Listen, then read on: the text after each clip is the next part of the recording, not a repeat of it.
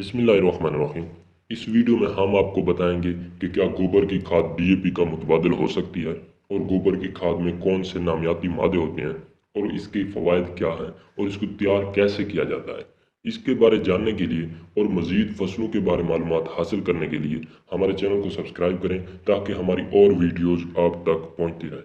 जी तो मेरे किसान भाइयों, गोबर खाद में नाइट्रोजन, फास्फोरस और पोटाश के साथ साथ मैग्नीशियम, सल्फर, जिंक, बोरान वगैरह भी शामिल होते हैं, जो कि ये सब चीज़ें इकट्ठे एक कीमियाई खाद में मुमकिन नहीं। गोबर खाद अपने अंदर मौजूद नाइट्रोजन, फास्फोरस वगैरह आहिस्ता आहिस्ता पौधों को मुहैया करती है, लेकिन कीमियाई खाद नाइट्रोजन, फास्फोरस वगैरह एकदम पौधों को मुहैया करके ख़त्म हो जाती है। इस गोबर वाली खाद के फ़ायदे बहुत ज़्यादा हैं, जैसा कि ये ज़मीन की हालत को बेहतर बनाती है और ज़मीन की जरखेज़ी को आहिस्ता आहिस्ता बढ़ाती है और ये ज़मीन में मौजूद फ़ायदेमंद जरासीमों की तादाद में इजाफे का बायस बनती है। ज़मीन में नमी को ज़्यादा देर तक बरकरार रखने में भी अहम किरदार अदा करती है। ये ज़मीन को ज़्यादा तेज़ाबी नहीं होने देती और ये गोबर वाली खाद सख्त ज़मीन को नरम कर देती है। ये खाद यूरिन और गोबर पर मुश्तमिल होती है। यूरिन में मौजूद नाइट्रोजन यूरिया खाद जैसी कीमियाई शक्ल में मौजूद होती है, लेकिन गोबर के ढेर को ऐसे खुली शक्ल में छोड़ देने की वजह से इसमें 15 से 20 दिन के अंदर अंदर 90% नाइट्रोजन ज़ाय हो जाती है। गोबर की खाद जितनी ज़्यादा खुश्क और गली सड़ी होगी, यानी डिकम्पोज हालत में होगी, तो उतनी ज़्यादा फ़ायदेमंद होगी। इसलिए गोबर को पहले अच्छे तरीके से स्टोर करें और फिर इसे अच्छी तरह खुश्क होने के बाद, यानी डिकम्पोज होने के बाद इस्तेमाल करें।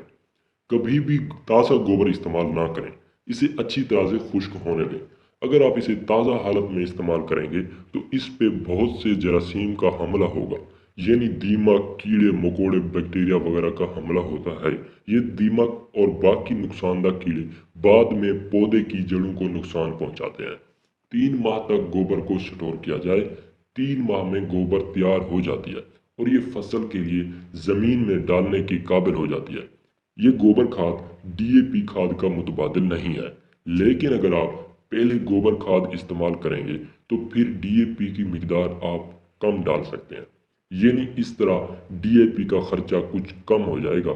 जहाँ पे आप एक बोरी डीएपी इस्तेमाल करते थे, वहाँ पे गोबर खाद के इस्तेमाल के बाद आपको आधी बोरी डीएपी की डालना पड़ेगी। लेकिन अगर आप बिजाई से पहले सिर्फ अकेली गोबर खाद इस्तेमाल करेंगे तो डीएपी वाली ज़रूरत पूरी नहीं होगी और गोबर खाद में पोटाश और नाइट्रोजन के मुकाबले में फास्फोरस बहुत कम होती है, जबकि गंदम के झाड़ बनाने के लिए फास्फोरस की ज़रूरत होती है।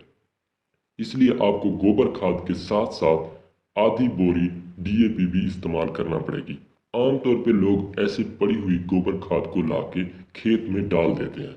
इस तरह की कच्ची खाद सर्दियों में गलने सड़ने का अमल सुस्त होता है, इसलिए ये गंदम के पौधे को नामियाती मादे अच्छी तरह से मुहैया नहीं कर पाती। इसलिए कोशिश करें कि गोबर खाद अच्छी तरह गली सड़ी हालत में, खुश्क हालत में, यानी डिकम्पोज हालत में इस्तेमाल करें। इस तरह आपका डीएपी का खर्चा भी कम हो जाएगा और आपकी पैदावार में इजाफा होगा। शुक्रिया।